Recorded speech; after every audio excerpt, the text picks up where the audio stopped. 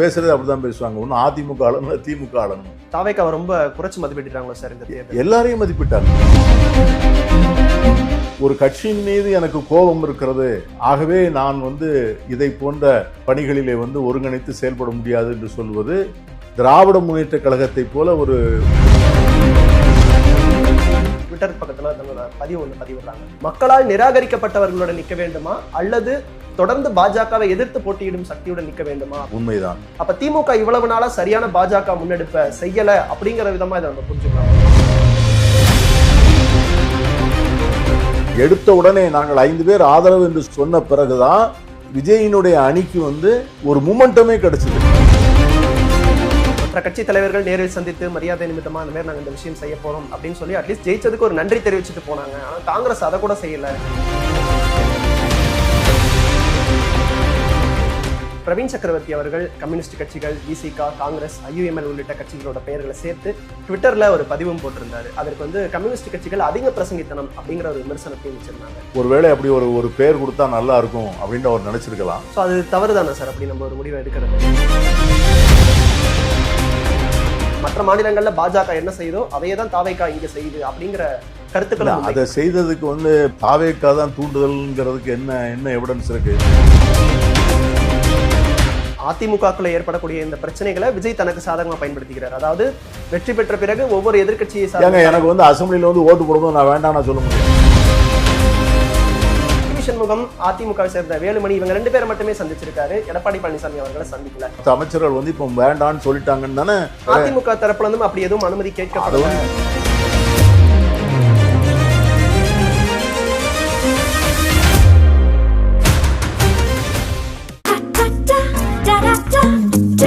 Milky Mist ice cream. Milky Mist ice creams. ஆச்சி மசாலா. எந்த சமையலும் ருசி தேடும் ரகசியம். 20 ரூபாய். தி டிபேட் நேயர்களுக்கு வணக்கம். இன்றைய சிறப்பு நேர்காணலில் நம்மோடு இணைப்பவர் தமிழ்நாட்டின் மூத்த அரசியல்வாதியும் காங்கிரஸ் கட்சியை சேர்ந்தவருமான திருமிகு பீட்டர் அல்போன்ஸ் அவர்கள். சார் வணக்கம் சார். வணக்கம் தம்பி. சார், தேர்தல் முடிவுகளுக்கு பிறகு இன்றைய தினம் டெல்லியில இந்தியா கூட்டணியினுடைய ஆலோசனை கூட்டம் இன்றைய தினம் நடைபெற இருக்கு. திமுக இந்த கூட்டத்தை புறக்கணிக்கிறதா அவங்களோட முடிவையும் தெரிவிச்சிருக்காங்க. இந்த சட்டமன்ற தேர்தலுக்கு பிறகு காங்கிரஸ் செஞ்ச துரோகத்தால எங்களோட தொண்டர்கள் காயப்பட்டிருக்காங்க. ஸோ அவங்களோட உணர்வுகளுக்கு மதிப்பளிக்கும் வகையில இந்த முடிவை நாங்கள் எடுத்திருக்கோம் அப்படின்னு தெரிவிச்சிருக்காங்க. இந்தியா கூட்டணியில திமுகவோட பங்கு இது நாள் வரைக்கும் எப்படி இருந்தது? இவங்க போகாதது எந்த மாதிரியான ஒரு தாக்கத்தை ஏற்படுத்தும்? அதாவது இந்தியா கூட்டணியில் இதுகாரும் நடந்து வந்த செயல்பாடுகளிலும் அதனுடைய தோற்றம், துவக்கம், அதனுடைய அமைப்பு இதிலெல்லாம் திராவிட முன்னேற்ற கழகத்திற்கு ஒரு பெரிய பங்கு உண்டு. திராவிட முன்னேற்ற கழகத்திற்கு என்று சொல்வதை விட நம்முடைய மேனாள் முதலமைச்சர் ஸ்டாலின் அவர்களுக்கு அதில் ஒரு பெரிய பொறுப்பு உண்டு என்பதை யாரும் மறுக்க முடியாது. காங்கிரஸ் கட்சி இந்த தேர்தலுக்கு பிறகு எடுத்த ஒரு நிலைப்பாட்டின் காரணமாக சில வருத்தங்கள், ஆதங்கங்கள் இருக்கின்ற காரணத்தினால அப்படி ஒரு முடிவை எடுத்திருப்பதாக திராவிட முன்னேற்ற கழகம் அறிவித்திருக்கிறது. அது சரியான முடிவாக எனக்கு தெரியல. ஏன்னா திராவிட முன்னேற்ற கழகம் இன்றைக்கு அகில இந்திய அரசியலில் ஏற்பட்டிருக்கக்கூடிய நெருக்கடிகள், சூழ்நிலைகள், பாஜக அரசால், மோடி அமித்ஷா கூட்டணியால், அவர்களால் கைப்பற்றப்பட்டிருக்கின்ற ஜனநாயக நிறுவனங்கள், தேர்தல் ஆணையம், சில நீதிமன்றங்களுடைய நடவடிக்கைகள், மாநில அரசுகளுடைய உரிமைகள், இவற்றையெல்லாம் ஒரு நெருக்கடிக்குள்ளாகி இருக்கிற சூழ்நிலையில ஒரு கட்சியின் மீது எனக்கு கோபம் இருக்கிறது, ஆகவே நான் இதை போன்ற பணிகளிலே ஒருங்கிணைத்து செயல்பட முடியாது என்று சொல்வது திராவிட முன்னேற்ற கழகத்தை போல ஒரு பாரம்பரியமான ஒரு கட்சிக்கு இது சரியான முடிவாக எனக்கு தெரியல. அது இரண்டையும் அவர்கள் ஒன்றாக பார்த்திருக்க கூடாது. காங்கிரஸ் கட்சி காங்கிரஸ் கட்சியோடு பல மாநிலங்களிலே வேறுபட்டு இருக்கின்ற கட்சிகள் இன்றைக்கு அந்த கூட்டத்தில் கலந்து கொள்கின்றன. மாநிலங்களினுடைய அரசியல் நிலைமைகள் வேற இருக்கிறது. இப்போ உதாரணமாக பார்த்தீங்கன்னா, நீங்கள் கேரளாவில் காங்கிரஸ் கட்சிக்கு மார்க்சிய கம்யூனிஸ்ட் கட்சியோட பிரச்சனை இருக்கிறது. ஒன்றா தேர்தல் களங்காண முடியல, ஒருவரை ஒதுர்த்து தேர்தல் களங்காணுகிறோம். அவர்களுக்கும் காங்கிரஸுக்கும் சில மன வருத்தங்கள் இருக்கு. அந்த மன வருத்தங்களை அவர்கள் கடிதம் மூலமாக தெரிவித்திருக்கிறார்கள். எங்களுக்கு ஏன் வருத்தம் இருக்கு, எங்களை நீங்க எப்படி நடத்துனீங்க, காங்கிரஸ் கட்சி நடத்துற முறையில சில விளக்கங்கள் வேணும்னு கேட்டிருக்காங்க. ஆனால் அதே நேரத்தில் மார்க்சிய கம்யூனிஸ்ட் கட்சியின் சார்பாக ஜான் பிரிட்டாஸ் அவர் கலந்து கொள்கிறார் என்பதையும் தெளிவுபடுத்தியிருக்கிறாங்க. அதே போல திரிணாமுல் காங்கிரஸ் வந்து நடந்து முடிந்த சட்டமன்ற தேர்தலில் காங்கிரஸ் எதிர்த்து போட்டியிட்டது தான். அதனால் அவருடைய சார்பில் மமதா பானர்ஜி வந்து கலந்து கொள்கிறார். ஸோ இது வந்து மாநிலங்களில் ஒரு கட்சிக்கு ஆகலை. இன்னைக்கு பார்த்தீங்கன்னா இங்கே இருக்கிற திராவிட முன்னேற்ற கழகத்தோடு இதுகாரம் இருந்த கூட்டணி கட்சிகளான விடுதலை சிறுத்தைகள், மறுமலர்ச்சி திராவிட முன்னேற்ற கழகம், இவர்களெல்லாம் வந்து கலந்து கொள்வதாக அறிவித்திருக்கிறார்கள். ஆகவே எதற்காக வந்து திராவிட முன்னேற்ற கழகம் உணர்ச்சி வசப்பட்டு ஒரு முடிவு எடுக்கக்கூடாது. பொதுவாக பார்த்தீங்கன்னா there is no place for emotions in politics. இல்லை சார், கடந்த ஒரு 10-15 ஆண்டுகளாகவே காங்கிரஸ் கூட எந்த ஒரு முரணும் இல்லாமல் தொடர்ந்து பல்வேறு தேர்தல்களில் கூட்டணியாக இருந்து ஒரு வெற்றி கூட்டணியாக தான் இருந்துட்டு வராங்க. ஸோ அப்படி இருக்கிற சமயத்தில் திமுகவுக்கு இது ஒரு தோல்வி தான். பட் இந்த ஒரு தோல்வியை கணக்கில் கொண்டு அவங்க கூட்டணி மாறும்போது அவங்க எமோஷனலாகவும் சில விஷயங்களை கையாள வேண்டிய நிலைமை வருது இல்லை சார்? தலைவர்களுக்காக இல்லாட்டியும் தொண்டர்கள், மக்கள் அப்படிங்கறத கணக்குல வச்சு காங்கிரஸோடு கூட்டணி இல்லை என்று சொல்வது வேறு.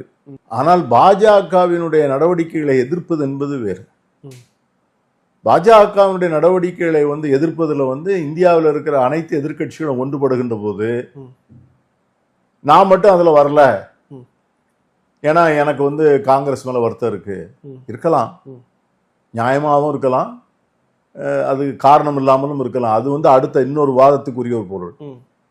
ஆனா இந்தியா கூட்டணியை வந்து அவர்கள் புறக்கணிக்க வேண்டிய அவசியம் இருப்பதாக இந்த கூட்டத்தை அவர் இன்னும் இந்தியா கூட்டணியை புறக்கணிக்கிறேன்னு சொல்லல. மேலாள் முதலமைச்சர் வந்து அந்த வார்த்தையை பயன்படுத்தல. இந்த கூட்டத்திற்கு நாங்க போகல, காங்கிரஸ் கலந்து கொள்கிற அந்த கூட்டத்தில் நாங்க போகல அப்படின்னு சொல்றாரு. அது வந்து ஒரு சரியான முடிவாக எனக்கு தெரியல. எனக்கு பட்ட வரைக்கும் அந்த முடிவை அப்படி எடுத்திருக்க வேண்டாம். அடுத்த கட்டம் நிறைய வந்து அட்டங்களை வந்து கடக்க வேண்டியது இருக்கும். ஆகவே அந்த போல ஒரு சூழ்நிலையில இதை போல வந்து ஒரு உணர்ச்சி வசப்பட்டு எடுக்கிற ஒரு முடிவு வந்து என்னைக்குமே அரசியல்ல வந்து சரியான முடிவாக இருக்காது என்பது என்னுடைய. அதே போல தேர்தல் பிரச்சாரங்கள் சமயத்திலேயே ராகுல் அவர்களும் ஸ்டாலின் அவர்களும் இணைந்து இந்த தேர்தலில் ஒரு பிரச்சாரம் கூட மேற்கொள்ளல. இதுலயே வந்து கூட்டணிகள் ஏதோ ஒரு முரண் இருக்கு அப்படிங்கிற பல்வேறு விமர்சனங்கள் வைக்கப்பட்டது. தேர்தல் முடியும் வரையுமே இருவரும் சேர்ந்து ஒரு பிரச்சார மேடைகளில் கூட ஏறாததையும் நம்ம பார்த்திருக்கோம். அதற்கு முன்பு கூட்டணி தொகுதி பங்கீடு எவ்வளவு சீட் ஒதுக்க போறாங்க அப்படிங்கிற விஷயங்களும் இருந்தது. இறுதியா 27+1 ஒரு 27 சட்டமன்ற தொகுதிகள், ஒரு ராஜ்யசபா சீட்டும் கொடுத்திருந்தாங்க. பட் தேர்தல் முடிவுகளுக்கு பிறகு திமுக தோல்வியடைந்த பிறகு மாணிக்கம் தாக்கூர் எம்பி அவர்கள் ஒரு ட்விட்டர் பக்கத்துல தன்னோட பதிவிடுறாங்க. அதுல என்னன்னா, மக்களால் நிராகரிக்கப்பட்டவர்களோட நிக்க வேண்டுமா அல்லது தொடர்ந்து பாஜகவை எதிர்த்து போட்டியிடும் சக்தியுடன் நிக்க வேண்டுமா அப்படிங்கிற ஒரு கேள்வியும் வச்சிருந்தாங்க. அப்ப திமுக இவ்வளவு நாளா சரியான பாஜக முன்னெடுப்ப செய்யல அப்படிங்கிற விதமா இதை நம்ம புரிஞ்சுக்கலாமா அவரோட கருத்தை? இல்ல, எனக்கு வந்து திராவிட முன்னேற்ற கழகம் வந்து சரியாக பாஜகவை இதுவரை, அதாவது தேர்தலுக்கு முன்னால் உள்ள சிச்சுவேஷன் நான் சொல்றேன், அதை எதிர்க்கிறங்க நான் ஒத்துக்கொள்ள மாட்டேன். ஏன்னா ஒவ்வொரு கட்டத்திலையும் பாராளுமன்றத்திற்கு உள்ளேயும் வெளியேயும் திராவிட முன்னேற்ற கழகத்தினுடைய தலைமை வந்து மோடி, அமித்ஷா கூட்டணியை அவருடைய நடவடிக்கைகளை தொடர்ந்து எதிர்த்து வந்திருக்கிறார்கள். தேர்தலின் போது, தேர்தல் பிரச்சாரத்தின் போது காங்கிரஸ் கட்சிக்கும் அவர்களுக்கும் ஒரு சரியான ஒருங்கிணைப்பு இல்லாத ஒரு சூழ்நிலை போல ஒரு தோற்றம் இருந்தது உண்மைதான்.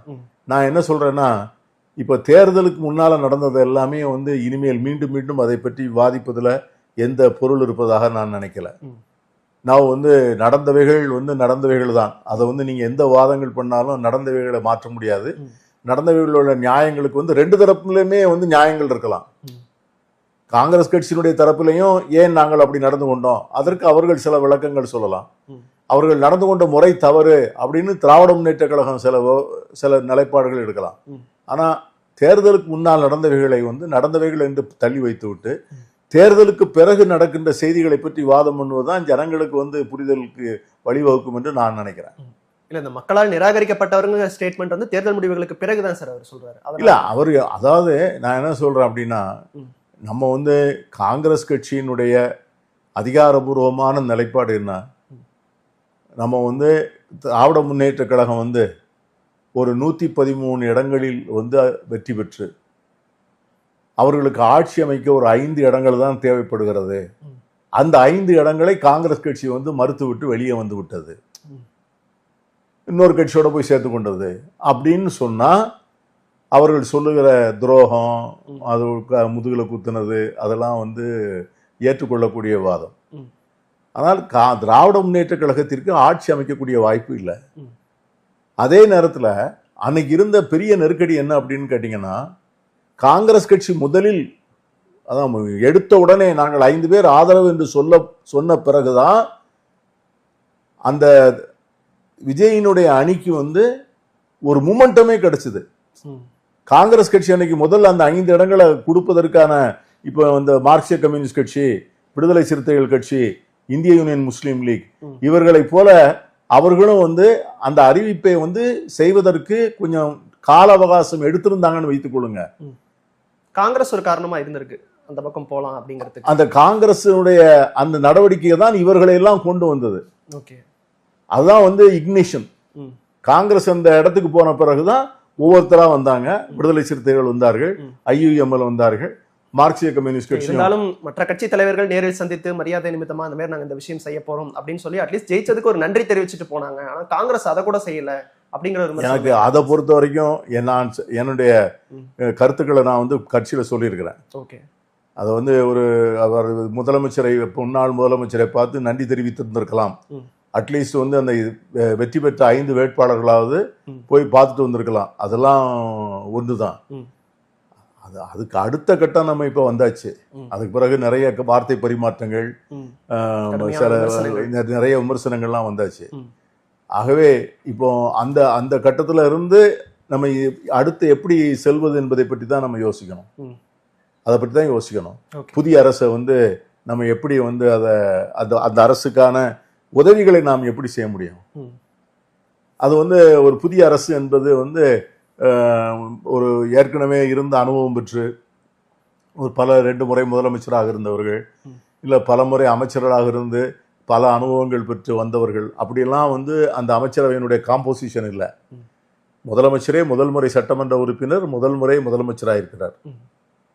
அமைச்சரவையில் இருக்கிற பல அமைச்சர்கள் வந்து முதல் முறை சட்டமன்ற உறுப்பினர்களாகி முதல் முறை அமைச்சர்களாக இருக்கிறார். ஸோ இவர்களுக்கு வந்து மற்ற அனுபவம் பெற்ற அரசியல் கட்சிகளை சார்ந்தவர்கள் எப்படி உதவ முடியும், எப்படி அவர்களை ஒரு வகுப்புவாத அரசியலுக்கு போகாம பாசிச அரசியல் தாக்குதல்களில் இருந்து அவர்களை பாதுகாத்து இதை ஒரு மதச்சார்பற்ற ஆட்சியாக எப்படி கொண்டு போறது, அதுதான் இப்பொழுது காங்கிரசுக்கு இருக்கிற முக்கியமான பணிங்கிறது என்னை போன்றவர்களுடைய பார்வை. Okay sir. அதே போல தேர்தலுக்கு முன்பு ஒரு ராஜ்யசபா சீட் வேறொரு கூட்டணியிலிருந்து, தேர்தலுக்கு பின்பு மற்றொரு கூட்டணியிலிருந்து ராஜ்யசபா சீட் காங்கிரஸ் வாங்கியிருக்காங்க அப்படிங்கிற விமர்சனங்களும் வைக்கப்படுது. இதை ஒரு சந்தர்ப்பவாதம் அப்படிங்கிற கருத்துக்களையும் முன்வைக்கிறாங்க. இது எப்படி பார்க்கலாம் சார்? இல்ல, விமர்சனங்கள் இருந்து கொண்டேதான் இருக்கும். அரசியல் politics is what is politics, who gets what, where and when, யாருக்கு எப்போது எங்கே என்ன கிடைக்கிறது என்பதுதான் அரசியல். அப்பொழுது இருந்த உடன்படிக்கைப்படி அவங்க ஒரு சீட்டு கொடுத்தாங்க. அன்றைக்கு இருந்த திராவிட முன்னேற்ற கழகத்தோடு இருந்த ஒரு புரிந்துணர்வினுடைய அடிப்படையில் அவங்க ஒரு ராஜ்யசபா சீட்டு கொடுத்தாங்க. இந்த முறை ஆதரவு கொடுக்கின்ற போதே அவர்களுக்கு பேசுகின்ற போது நீங்க அந்த லெட்டரை பார்த்தாலே தெரியும், ராஜ்யசபாவையும் அதுல மென்ஷன் பண்ணியிருக்கோம். அதுல எதுக்காக வேண்டி ராஜ்யசபான்னு சொன்னா, அன்னைக்கு பாராளுமன்றத்தில் காங்கிரஸ் கட்சியினுடைய இருப்பை வலுப்படுத்த வேண்டிய ஒரு தேசிய அவசியம் இருக்கிறது. Okay sir. அதே இப்ப புதுசா வந்திருக்காங்க தாவேகா, அவங்களுக்கு ஒரு புதுதா ஒரு பிரதிநிதித்துவம் அங்க கிடைச்சாலும் அது ஒரு நல்ல விஷயம் தானே சார்? ஒரு மூத்த தலைவரா அதை நீங்க எப்படி பாக்குறீங்க? அது என்னன்னு கேட்டீங்கன்னா, பார்லிமெண்ட் எப்படின்னு கேட்டீங்கன்னா, it functions on the basis of party system. ஒரு கட்சி தான் அங்க உள்ள அங்கீகாரம் பெற முடியும். ஒரு கட்சிக்கு அங்கீகாரம் பெறணும்னா 8 பேர் வேணும். ஒரு single member is nobody inside the parliament. அவர் ஒரு சுயேட்சை மாதிரி தான் அவரை ட்ரீட் பண்ணுவாங்க. ஆனா இன்னைக்கு நாளைக்கு முக்கியமான சட்டங்கள் வருகின்ற போது அவர்களுக்கு பேசுவதற்கு வாய்ப்பே கிடைக்காது. ஏன்னா அந்த பேசிஸ் ஆஃப் இட் தான் டைம் அலாட்மெண்ட். சரியா? அந்த மாதிரி ஒரு சூழ்நிலையில நீங்க என்ன பண்ணுவீங்க? இல்ல, அந்த கையாளுறதுக்கான திறன் அவங்க கிட்ட இல்ல அப்படின்னு நம்ம புரிஞ்சுக்கலாமா? கையாளுறதுக்கான திறன் இல்ல, அவங்கள்ட்ட அந்த மெஜாரிட்டி இன்னும் வரல. இப்ப அடுத்தாற் போல 4 சீட் 6 சீட் வரும்போது அவங்களுக்கு கூடுதல் மெம்பர்ஷிப் கிடைக்கலாம். சோ விஜயவே நினைச்சிருக்கலாம், நம்ம உள்ள போறதை விட அவங்க உள்ள போய் காங்கிரஸ் உள்ள போய் எஃபெக்டிவா இருக்கிறது நல்லது. இல்ல, பெரும்பாலான சொன்ன விஷயம் என்னன்னா, இப்பதான் தமிழ்நாட்டிலேயும் முதலா ஆட்சியை பிடிச்சிருக்காங்க. டெல்லியில அவங்களுக்கான ஒரு பிரதிநிதி இருக்கும்போது அவங்க கட்சிக்கான ஒரு வலுவும் அங்க சேரும். சோ அதை தவிர்த்துட்டு அவங்க காங்கிரஸ் கிட்ட அந்த வாய்ப்பை கொடுத்திருக்காங்க. அவரு விஜய் இப்படி நினைச்சிருக்கலாம்னு சொல்றேன். ஓகே, நம்ம போய் ஒரு ஆள் உட்கார்ந்து அங்க பார்லிமெண்ட்ல நேரம் வாங்கி பேசி அதை வந்து பாஜகவுக்கு எதிர்ப்பை தெரிவிப்பதை விட ஏற்கனவே இருக்கிற காங்கிரஸ் கட்சிக்கு வலு சேர்ப்பது வந்து இந்த நேரத்தில் அதிகமாக உதவியாக இருக்கும்னு அவங்க நினைத்திருக்கலாம். சார், அதே போல தமிழ்நாடு சமூக நீதி முற்போக்கு கூட்டணி அப்படின்னு சொல்லிட்டு பிரவீன் சக்கரவர்த்தி அவர்கள் கம்யூனிஸ்ட் கட்சிகள், விசிகா, காங்கிரஸ், IUML உள்ளிட்ட கட்சிகளோட பெயர்களை சேர்த்து ட்விட்டர்ல ஒரு பதிவும் போட்டிருந்தாரு. அதற்கு வந்து கம்யூனிஸ்ட் கட்சிகள் அதிக பிரசங்கித்தனம் அப்படிங்கிற ஒரு விமர்சனத்தையும் வச்சிருந்தாங்க. காங்கிரஸ் இப்படி செய்யறது சரியா சார்? குறிப்பா பிரவீன் சக்கரவர்த்தி அவர்கள் இந்த மாதிரியான ஒரு கூட்டணி பெயரை அனௌன்ஸ் பண்றது சரியா? இல்ல அது வந்து நீங்க வந்து ஒரு கூட்டணிக்கு பேர் வைக்க வேண்டும் என்று சொன்னால் கூட்டணியில் இருக்கிற அத்தனை கட்சிகளுடைய அனுமதி வாங்கி செய்யறது தான் சரியா இருக்க முடியும். அவர் வந்து ஒரு தவறான நோக்கத்தோடு பிரவீன் சக்கரவர்த்தி செய்தாருன்னு நான் சொல்ல மாட்டேன். ஒருவேளை அப்படி ஒரு பேர் கொடுத்தா நல்லா இருக்கும் அப்படின்னு அவர் நினைச்சிருக்கலாம். ஆனால் வந்து ஒரு கூட்டணிக்கு பெயர் வைப்பதற்கு வந்து முதல்ல வந்து அந்த கூட்டணியில் இருக்கிற அத்தனை கட்சிகளும் அதுல வந்து உடன்பாடு ஏற்பட்டு அந்த கூட்டணியை வந்து அந்த கூட்டணிக்கு தலைமை ஏற்கிற கட்சி அறிவிப்பது தான் நல்லதா இருக்கும். அதை வந்து அந்த மரபைத்தான் நம்ம பின்பற்றணும். அது தவறு தானே சார் அப்படி நம்ம ஒரு முடிவை எடுக்கிறது? அது தவறு, அது சரியா, அது வந்து சரியான அணுகுமுறை. கட்சி தலைவர்களுமே இந்த மாதிரி நாங்க ஆதரவு கொடுத்திருக்கோம், எங்க சார்பா இந்த மாதிரியான ஒரு அனௌன்ஸ்மெண்ட் கொடுத்திருக்கோம் எதுவுமே அவங்க சொல்லல, எங்க கிட்ட கலந்தாலோசிக்கல. அதான் நான் சொல்றேன், அதை எப்படி செய்யணுங்கிறத நான் சொல்லிட்டேன். அப்படி அது செய்யல. அவ்வளவுதான். அதே போல பெரும்பான்மைக்கு காங்கிரஸ் ஆதரவு கொடுத்தீங்க தாவேகா ஆட்சி அமைக்கிறதுக்கு. அதன் பிறகு நீங்க குறிப்பிட்ட மாதிரி விசிகா, கம்யூனிஸ்டுகள், IUML உள்ளிட்ட கட்சிகள் ஆதரவு கொடுத்தாங்க, ஆட்சியும் அமைச்சிட்டாங்க. நம்பிக்கை வாக்கெடுப்பின் போது அதிமுகவை சேர்ந்த 25 MLAக்கள் வந்து ஆதரவு கொடுத்திருந்தாங்க. 4 பேர் தங்களோட பதவியை ராஜினாமா செஞ்சுட்டு இப்ப தாவேகாலையும் இணைஞ்சிருக்காங்க. இதை குதிரை பேரம் அப்படின்னு சொல்லிட்டு கடுமையாகவும் விமர்சனம் செய்யறாங்க. தாவேகாவோட இந்த நிலைப்பாடை நீங்க எப்படி பாக்குறீங்க சார்? இது ஒரு சரியான அணுகுமுறையா? ஏன்னா மற்ற மாநிலங்கள்ல பாஜக என்ன செய்யுதோ அதையே தான் தாவேகா இங்க செய்யுது அப்படிங்கிற கருத்துக்கள். அதை செய்ததுக்கு வந்து பாஜக தான், இந்த தாவேகா தான் தூண்டுதல்ங்கிறதுக்கு என்ன எவிடன்ஸ் இருக்கு? இப்போ அவங்க வந்து அந்த கட்சிக்குள்ள இருக்கிற குழப்பம், அண்ணா திராவிட முன்னேற்ற கழகம் ஒவ்வொரு நாளும் வந்து நாளொரு வண்ணமும் பொழுதொரு மெனியுமாக வளர்வது என்ற ஒரு அடைமொழியை வந்து எதிர்மறையா, நான் ஒவ்வொரு நாளும் நாளொரு மெனியும் பொழுதொரு வண்ணமாக அது தேய்ந்து கொண்டிருக்கிற கட்சியாக அது இருக்கு. அதுல இருந்து அது மூழ்கிற கப்பல்ல இருந்து ஓடி வர்றாங்க. ஓடி வர்றவங்க வந்து அவங்களுக்கு தோணுனதெல்லாம் செய்யறாங்க. அதற்கு தாவேகாவை எப்படி பொறுப்புன்னு சொல்றது? இல்ல சார், காங்கிரஸ் அதிமுகக்குள்ள ஏற்படக்கூடிய இந்த பிரச்சனைகளை விஜய் தனக்கு சாதகமா பயன்படுத்திக்கிறார். அதாவது வெற்றி பெற்ற பிறகு ஒவ்வொரு எதிர்கட்சியை எனக்கு வந்து அசம்பிளில வந்து ஓட்டு போடும்போது நான் வேண்டாம்னு சொல்ல முடியும். நான் நம்பிக்கை வாக்கு தீர்மானம் கோர்றேன், நான் முதலமைச்சர்.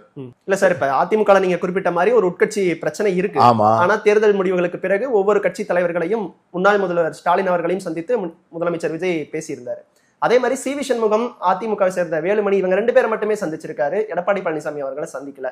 சோ இதன் மூலமாவே அவங்க எடப்பாடி பழனிசாமி அவர்களை சந்திப்பதற்கு நேரம் கேட்டோம்.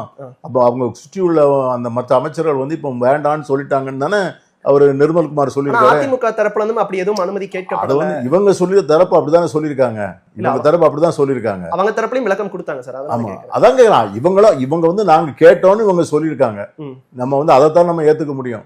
அதே போல இப்ப தாவேகா ஆட்சி அமைத்து இப்ப 1 மாதம் ஆகியிருக்கு சார். ஆட்சி பொறுப்பேற்ற இந்த 1 மாதத்திலேயே சட்டம் ஒழுங்கு, மின்தடை பிரச்சனை, டாஸ்மாக் பிரச்சனை அப்படின்ட்டு பல்வேறு பிரச்சனைகளையும் அதை சரி செய்யறதுக்கான முயற்சியிலையும் ஈடுபட்டு வராங்க.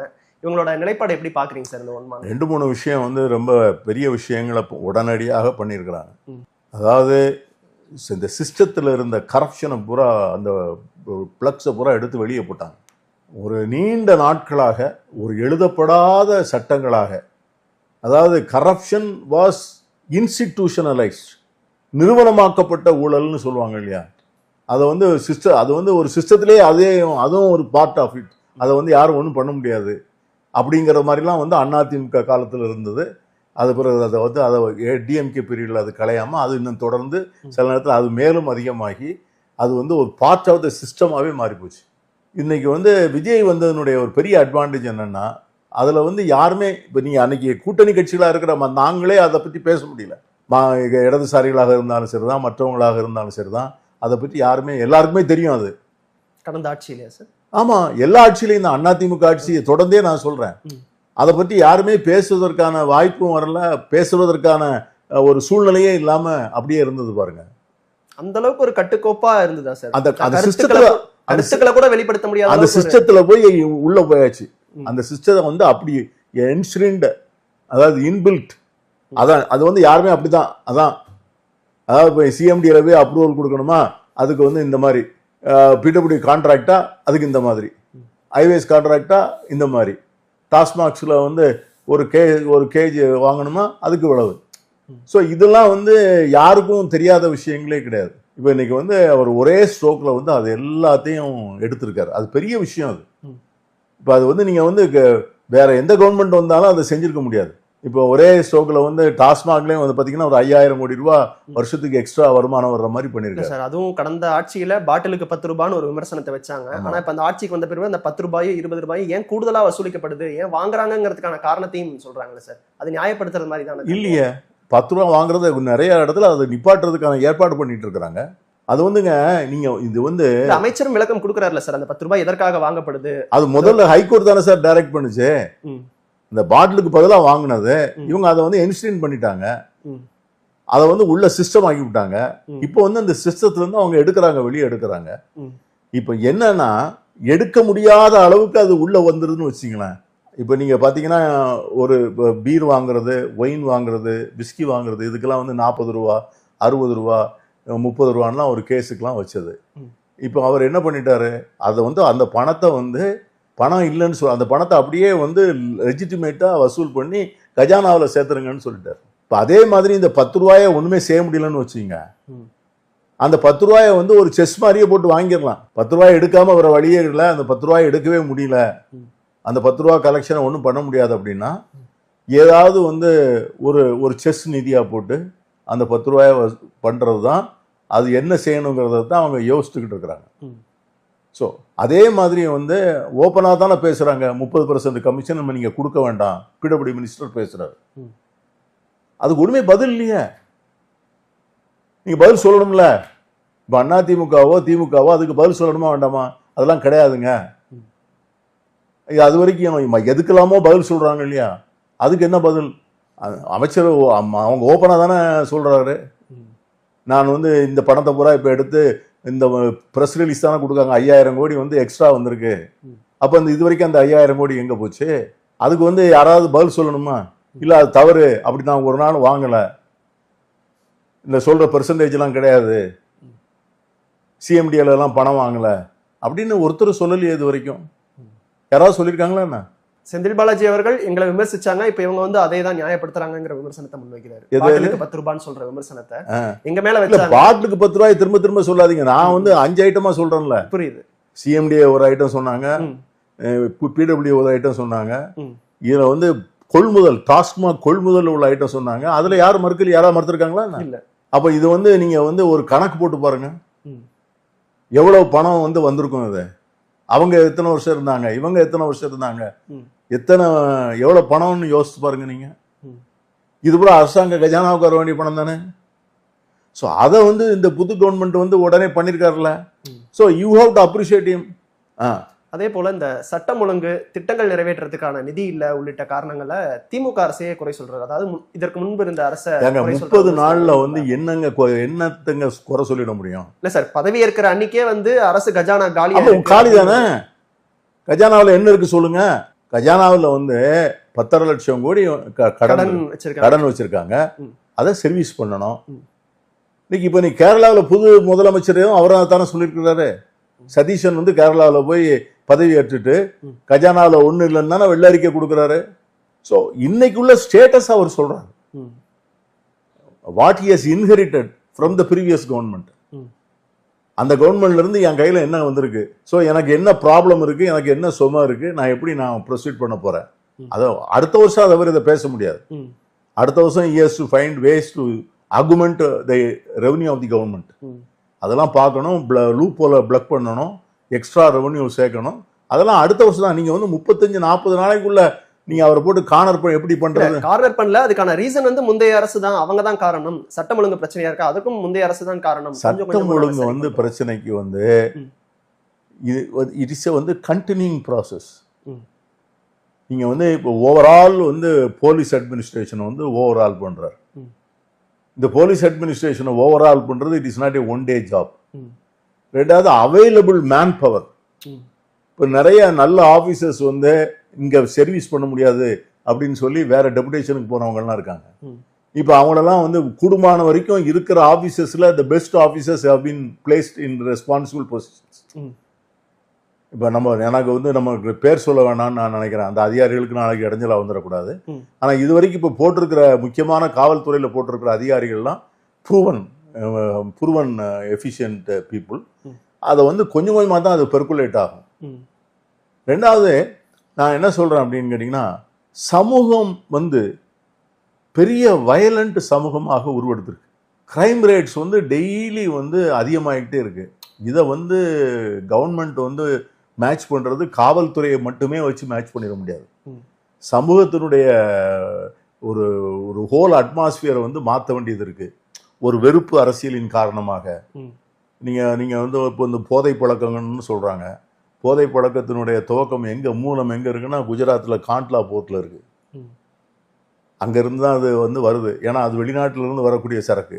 அதை தடுக்கிறதுக்கு எந்த மாநில அரசுக்கும் பவர் கிடையாது. ஸோ இதெல்லாம் வந்து அதுக்கு தகுந்த எடுத்து நடவடிக்கை எடுக்கணும். அவர் எடுப்பாருன்னு நம்புகிறோம். அவருக்கு நம்மளால எந்த ஒத்துழைப்பை கொடுப்போம். Okay sir. அதே போல திமுக, அதிமுக 2 திராவிட கட்சிகளுமே கடந்த காலங்களில் கடந்த ஒரு 10-15 ஆண்டுகளில் ஆட்சி அதிகாரத்தில் பங்கு அப்படிங்கிறத அவங்க கூட்டணி கட்சிகளுக்கு கொடுத்ததே இல்லை. கூட்டணி ஆட்சியை தமிழ்நாட்டு மக்கள் விரும்ப மாட்டாங்க அப்படிங்கிற கருத்து அவங்களுடைய கருத்தாகவும் இருந்தது. பட் அதை விஜய் இன்னைக்கு மாற்றி காங்கிரஸ், விசிக, ஐயுஎம்எல் உள்ளிட்ட கட்சிகளுக்கு கூட்டணியில பங்கு கொடுத்திருக்காரு. இது எப்படி பார்க்கலாம் சார்? இது ஒரு நல்ல வரவேற்பு. அதாவது இதை நான் மனப்பூர்வமாக வரவேற்கிறேன். கேட்டிங்களா, இது என்னுடைய அனுபவம் வந்து ஒரு 50 ஆண்டு காலம் நான் வந்து இந்திய அரசை, மாநில அரசெல்லாம் நான் பார்த்ததுல எப்பொழுதெல்லாம் வந்து உங்களுக்கு வந்து ஒரு கூட்டணி அரசாக வருகிறதோ அப்பொழுதெல்லாம் வந்து செயல்பாடுகள் வந்து நல்லா இருந்திருக்கு. ஒரு புரூட்டல் மெஜாரிட்டி, அதாவது 2/3 மெஜாரிட்டி, அது 2/3க்கு மேலே உள்ள பெரும்பான்மை, அறுதி பெரும்பான்மைலாம் சொல்றாங்கல்ல, அப்பொழுதெல்லாம் வந்து பார்த்தீங்கன்னா அரகன்ஸ் ஆஃப் பவர் தான். அவங்க யாரையும் கேட்கறதே இல்லை, யாரையும் கன்சல்ட் பண்றதையும் இல்லை, கேபினட்டும் ஒழுங்கா ஃபங்க்ஷன் பண்றது இல்லை. கேபினட் வந்து எல்லா முடிவுகளையும் கேபினட் தான் எடுக்கணும். கேபினெட்ல வந்து டிஸ்கஷனே கிடையாது. இப்போ நீங்க வச்சுங்க, நீங்க ஜெயலலிதா காட்சி காலத்துல எடுத்துங்க, எம்ஜிஆர் காலத்துல எடுத்துங்க, தொடர்ந்து வர்ற காலத்துல எடுத்துங்க, அந்த தலைவர் என்ன, யாராவது எந்த மந்திரியாவது பேச முடியுமா? யாரும் எங்கேயும் பேச முடியாது. அதே மாதிரி வந்து பாத்தீங்கன்னா இது வந்து அண்ணன் இந்திரா காந்தி காலத்திலையும் இருக்கலையான்னு கேட்டலாம், அப்படித்தான், அதுவும் அப்படித்தான் நடந்தது. ஆனால் மன்மோகன் சிங் காலத்துல அவருக்கு வந்து எல்லாரையும் கன்சல்ட் பண்ணி, எல்லாரையும் கன்வின்ஸ் பண்ணி, எல்லா அரசியல் கட்சிகளையும் சேர்த்து அவங்கள்ட்ட இருக்கிற நல்ல திட்டங்களெல்லாம் உள்வாங்கி அவங்கள்ட்ட வந்து அந்த திட்டங்களை செயல்படுத்துவதற்கு, மேற்பார்வை செய்வதற்கு ஒரு அமைப்பை அமைச்சு பண்ணதுனால தான் நமக்கு வந்து தகவல் அறியும் உரிமை சட்டம் வந்தது, ரைட் டு ஃபுட் வந்தது, ரைட் டு ஒர்க் வந்தது, ரைட் டு எஜுகேஷன் வந்தது. அதை மாதிரி ஒரு சர்க்கார் வந்து அவ்வளோ தூரத்துக்கு வந்ததுக்கு காரணமே மகாத்மா காந்தி தேசிய ஊரக வேலைவாய்ப்பு திட்டம் வந்தது. இதெல்லாம் அந்த கூட்டணி சர்க்கார் தான். எதற்காக நான் சொல்றேன் அப்படின்னு கேட்டீங்கன்னா, அந்த கேபினெட்ல வந்து 4 கட்சியை சேர்ந்த மந்திரிகள் இருந்தாங்கன்னு வச்சுங்க, அவங்க வந்து கேள்விகளை கேட்பாங்க. அப்போ மந்திரி சபைக்கு வந்து ஒரு கூட்டு பொறுப்பு இருக்கும். இது வந்து ஒரு ஆரோக்கியமான துவக்கம். இனிமேல் யார் வந்தாலும் தமிழ்நாட்டில் கூட்டணி அரசு தான். திராவிட கட்சிகள் இதனால அதை தவிர்த்ததுக்கான காரணமா நீங்க என்ன பாக்குறீங்க சார்? ஏன்னா அதான் சொல்றேன், மொனாபலைசேஷன் ஆஃப் பவர் தான். தங்கள்கிட்ட தானே அதிகாரம் இருக்கணும், வேற யார்ட்டையும் அதிகாரத்தை பங்கு போட்டுக்குள்ள விரும்பல. அவங்க ஆட்சி அதிகாரமும் தங்களுக்கு மட்டுமே உள்ள உரிமைன்னு அவங்க அப்படியே நினைச்சுக்கிட்டாங்க. இது எங்களுக்கு மட்டும்தான், இது வேற யாருக்கும் கொடுக்க முடியாது. ஒண்ணு அவங்க ஆளணும், அவங்க பேசுறதே அப்படிதான் பேசுவாங்க. ஒண்ணு அதிமுக ஆளணும், திமுக ஆளணும். அதுதானே வந்து அவங்க திமுக கம்யூனிஸ்ட் கட்சிக்காரங்க வந்து சொன்னாங்க, எங்கிட்ட அப்படித்தான் பேசுறேன். அது மாதிரி தாவேக்காவை ரொம்ப குறைச்சு மதிப்பிட்டாங்களோ சார் இந்த தேர்தல்? எல்லாரையும் மதிப்பிட்டாங்க. நாங்க இப்ப திமுக தனித்து விடப்பட்டிருக்கக்கூடிய ஒரு சூழல்ல தான் நம்ம பார்க்க முடியுது, கூட்டணி கட்சிகள் எல்லாம் இல்லாம. இல்ல கூட்டணி கட்சிகள் வந்து ஒவ்வொன்றும் இண்டிவிஜுவல் கட்சிகள் தானே தம்பி. தாயும் பிள்ளைனாலும் வாயும் வயிறும் வேறன்னு சொல்லுவான். இப்ப இந்த கட்சிகளுக்கெல்லாம் என்னைக்கு ஒரு மந்திரி பதவி கிடைக்கும் சொல்லுங்க? இந்த கட்சிகளை எத்தனை வருஷமா நடத்துறாங்க? இவங்களுக்கு அதிகாரத்துல ஒரு பங்கு வேண்டாமா? இவங்க கட்சியில இருக்கிறவங்களுக்கு நாங்க என்ன நினைக்கிறோம், என்ன செயல்படுத்துறோம், ஒரு அரசியல் கட்சியோட நிலைப்பாடும் அதான். ஆமா, அதை வந்து என்னைக்கு வந்து அது கிடைக்கும் போது அது எப்படி வேண்டான்னு சொல்ல முடியும்? ஒரு கான்ஸ்டிடியூஷனல் ப்ராசஸ்ல கிடைக்கும் போது எப்படி வேண்டான்னு சொல்ல முடியும்? ஆகவே அதை வந்து ஒரு ஆரோக்கியமான துவக்கமா தான் நான் பாக்குறேன். ராகுல் உள்ளிட்ட தேசிய தலைவர்கள் பலரும் வந்தா சத்தியமூர்த்தி பவனுக்கு வரதில்லை அப்படிங்கிற ஒரு பொதுவான விமர்சனம் வைக்கப்படுது சார். அது எதுவும் காரணம் இருக்கா, இல்ல நிகழ்ச்சிகள் இல்ல அப்படிங்கிற காரணங்களா? நிகழ்ச்சிகள் இல்ல. போன வரும்போது ராகுல் காந்தி சத்தியமூர்த்தி பவன் வந்தாரு. அந்த கூட்டங்களை கண்ட்ரோல் பண்ண முடியல. நமக்கே வந்து அந்த பாதுகாப்புல ரொம்ப பயமா இருக்குது. அந்த மாதிரி சூழ்நிலையில் அடிக்கடி அவங்கள கொண்டு வர்றது வந்து சரியா என்னன்னு தெரியல. பெரிய நிகழ்ச்சி நடத்தலாம், வெளியே நடத்தலாம். ஒரு ஒரு பெரிய ஒரு கவர்டு பில்டிங்குள்ள கொண்டாந்து அவங்கள அடிக்கடி வர சொல்றது நல்லதில்லை அப்படின்னு என்னுடைய ஃபீலிங். ஓகே சார், நிறைவா ஒரே ஒரு கேள்வி சார். திமுக இந்த தேர்தலுக்கு முன்பாகவே 200 தொகுதிகள் வெல்வோம், திமுக கூட்டணி மீண்டும் ஆட்சி அமைக்கும் அப்படிங்கிற கருத்துக்கள் தொடர்ந்து முன்வைக்கப்பட்டது. ஆனா இந்த தேர்தல் முடிவுகள் அதை மொத்தமா மாத்திருக்கு நம்ம பார்க்கிறோம்.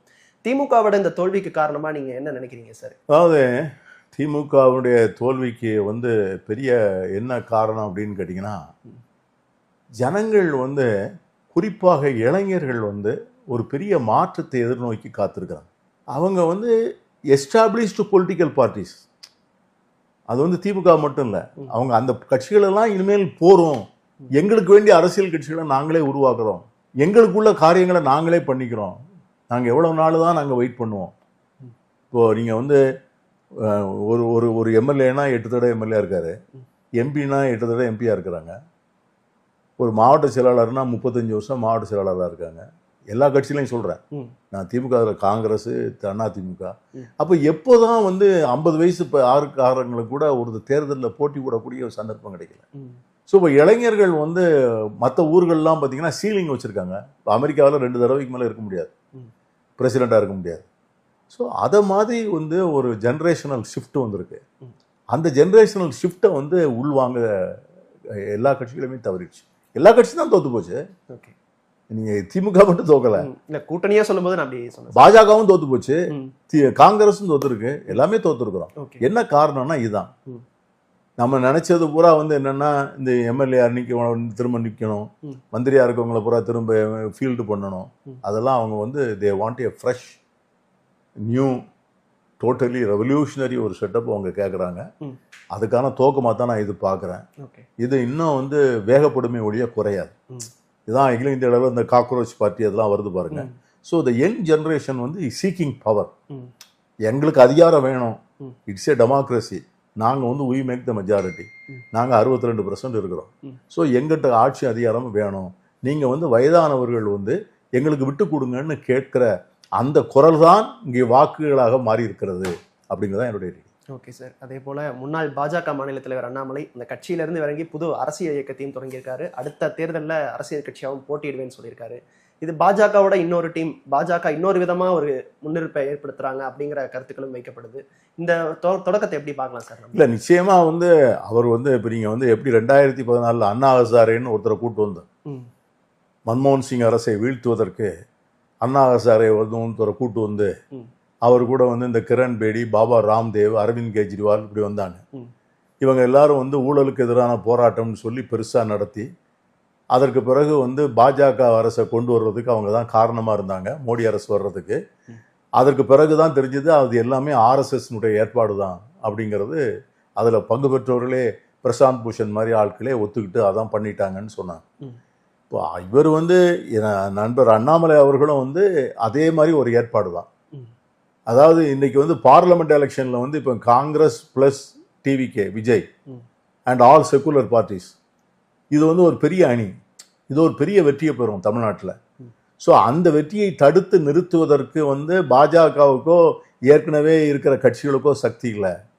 ஸோ அதற்காக வேண்டி நம்மளும் வந்து அதே மாதிரி ஒரு செட்டப் உண்டாக்கணுங்கிறதுக்காக அவங்க ஸ்ட்ராட்டஜைஸ் பண்ணி தான் அவரை கொண்டாந்துருக்கிறாங்க. ஸோ அதனால வந்து அவருடைய கிரியேஷன் தான் அது. பார்க்கலாம், we'll wait and see. Okay sir, சமகால அரசியல் குறித்து பல்வேறு கருத்துக்களை எங்களோட பகிர்ந்துக்கிட்டீங்க சார். உங்களுடைய நேரத்திற்கும் கருத்து நன்றி.